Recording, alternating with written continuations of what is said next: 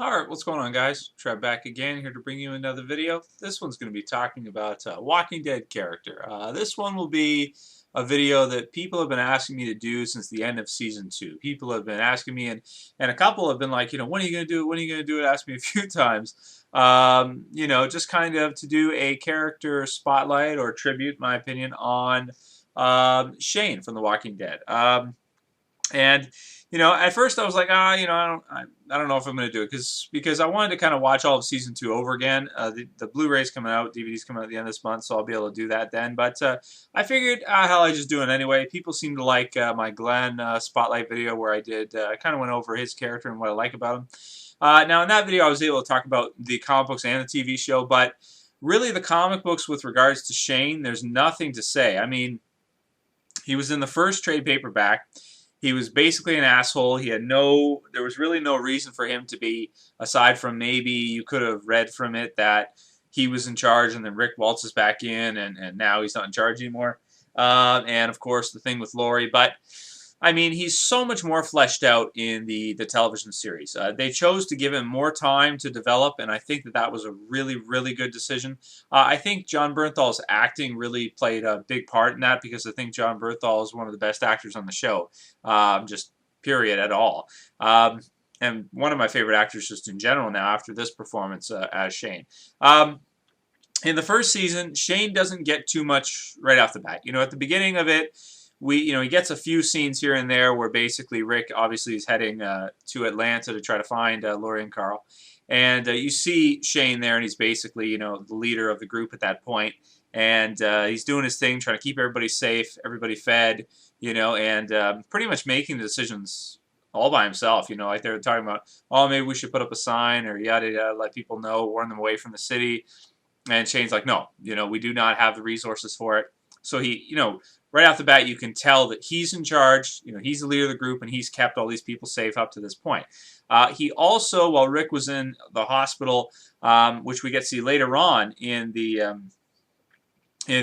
first season, at the end of the first season, he saved Rick's life because he pushed, even though he didn't really even realize it, he pushed that bed against the door, which the walkers then were not able to break down the door or get in. It's just kind of a simple thing, but for zombies, they'd have to go around it type of thing. They're not smart enough to move it out of the way and then go in the room. So he saved him in that way, too. And then after that, of course, I think we can pretty much determine that Shane, as a character, didn't have a family of his own, or at least nobody he really cared about, even though I don't think it's ever really been mentioned in particular whether or not he had parents that are dead or anything, or a girlfriend or anything like that. I think we can assume that he probably doesn't really have anybody, because what he ends up doing is getting his best friend Rick's family, Lori and Carl, and taking them with him to try to keep them safe, to protect them in the situation, because, well, probably part of it that he felt, guilty towards what happened with Rick, and also because he's his best friend and he really doesn't have anybody for himself. So, being a man, he's just trying to protect those he cares about. And them and Rick might be the people that he cares about the most in the world, to his character. Because Shane seems like one of those kind of guys that even though he gets a lot of tail, he's just one of those kind of guys that he gets tail, but then, he can't really, relationships just don't work out for him. There's a lot of guys like that out there. There's tons of guys like that out there. And we get to see that again in Season 2 with Andrew, of course. But it's just, in the long run, the relationships just don't work out, and he ends up being alone. And by the end of the first season, we get to see that again, him being alone. And I think that the end of the first season, really interesting scene. Rick comes back, everything. There's some good, scenes there, but they're mostly a team at that point. Rick comes back, Daryl attacks Rick with a knife, and Shane helps restrain him. Even though, he does seem genuinely happy that Rick is alive, even though it means that obviously, he can't be with Lori if Rick is there.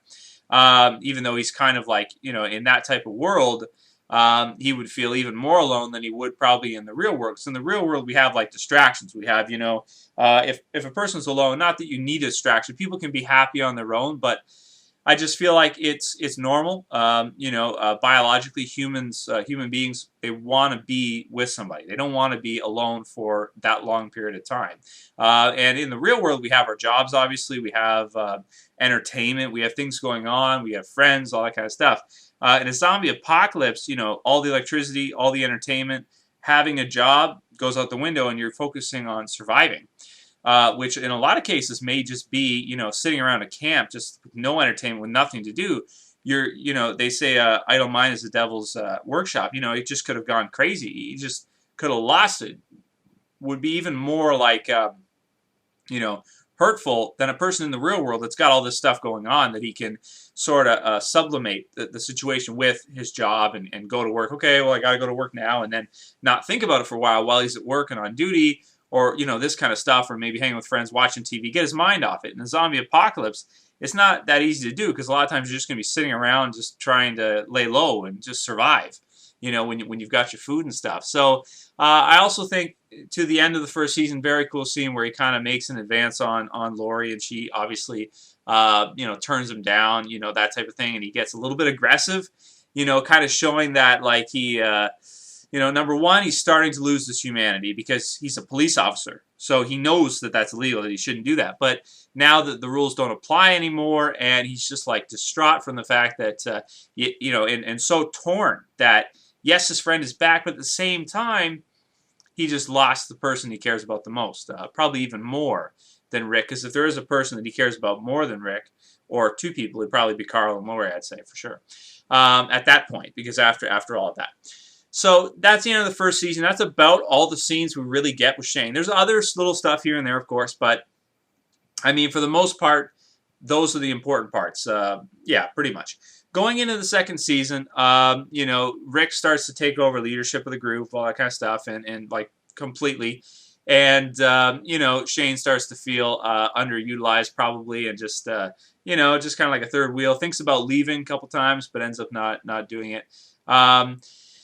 Probably, yeah, the second season for Shane, I think, is a lot better in terms of character development and just, him getting fleshed out as a character than the first season.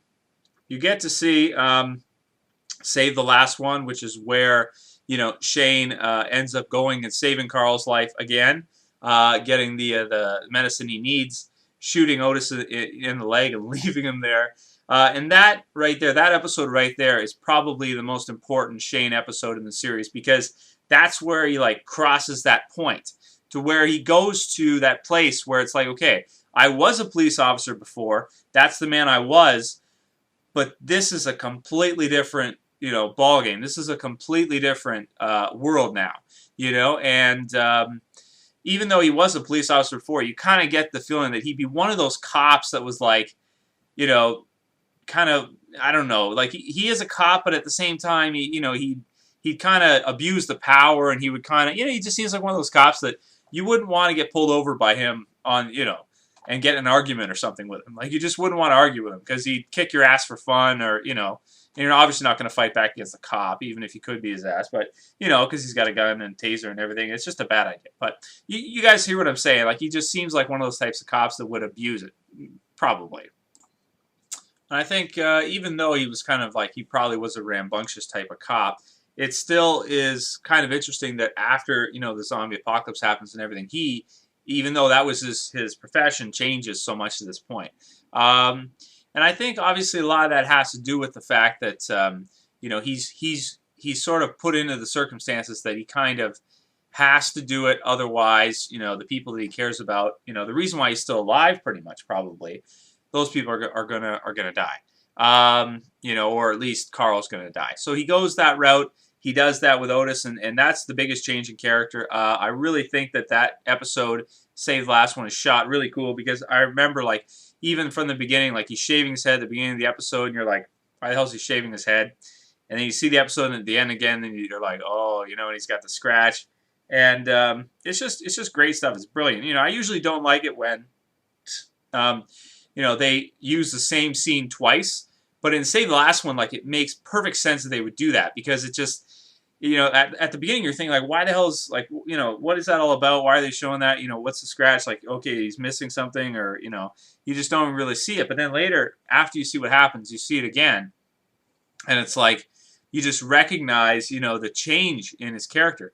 And also too, it's kind of like as shaving his head, you know, changing the way he looks, changing his appearance, even though he kind of had to because he was missing hair, and he didn't want people to really know. Changing his appearance kind of like, you know, is like a manifestation of him changing inside to be like a different, completely different person, completely different character, and become, you know, just sort of like embracing that. Okay, you know, like that old life is gone. Like I'm just shaving it away. It's gone. You know, and it's time to, you know, be here with the new. So, you know, a lot of people forget, like later on in the season stuff, and they hate Shane, that he was really, if it wasn't for him, Carl would be dead probably. Rick would probably be dead, and Lori would probably be dead. I'd say they'd all be dead pretty much. Well, maybe Rick. Rick would probably get himself killed trying to find Lori and Carl, if Shane wasn't there and keeping them alive. Most likely. Because he'd go off and they'd be walkers somewhere, and there'd be no way he'd be able to find them. And he'd probably end up getting himself killed. So that's that. Save the last one. So going on from there, couple of other episodes there after that don't really have too much to do with him. Then, of course, you get the Pretty Much Dead Already, which is where they finally, you know, find Sophia, but not in the way they expected. She's in the barn, obviously.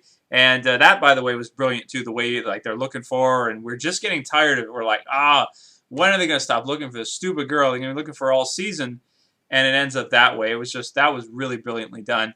And Jon Bernthal's acting in that episode, man, it saved the last one too, but especially in Pretty Much Dead Already, when he just flips out. Awesome stuff, man. Absolutely awesome. I love it because it's kind of funny because what Rick is doing is really, really stupid. I mean, like Herschel, yeah, he's trying to make Herschel happy, but it's really, really dumb because, you know, like how can you control these things? And that many of them too. Like when they open the barn, you see how many of them there are.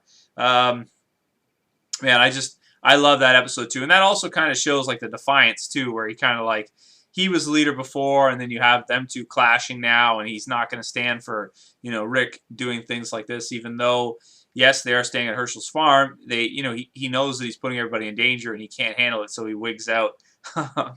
And that's just a really fun scene. I love when he smacks the barn like that, like ringing the dinner bell, you know, just smacking it, and then lets him out. So obviously that episode is one of my favorites as well from the second season, and Shane has a pretty good role in that.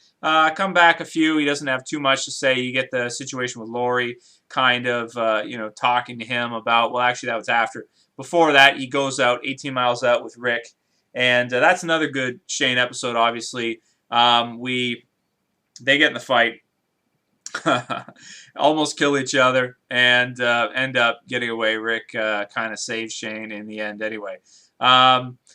I love that episode. That's one of my favorite episodes as well. And probably the best part of the episode, for me at least, is just when they're just like driving back, and Shane's just like looking out the window, and he sees like that lone walker there just roaming around in the grass, symbolizing, of course, how he feels all alone and his loneliness, and how, you know, even though like Rick is supposed to be his best friend, he doesn't like feel, you know, doesn't feel that way anymore because of everything that's changed in the situation and all that. He's kind of lost him as a friend too, kind of lost everything, accepts it, goes back, but is, you know, like dead inside.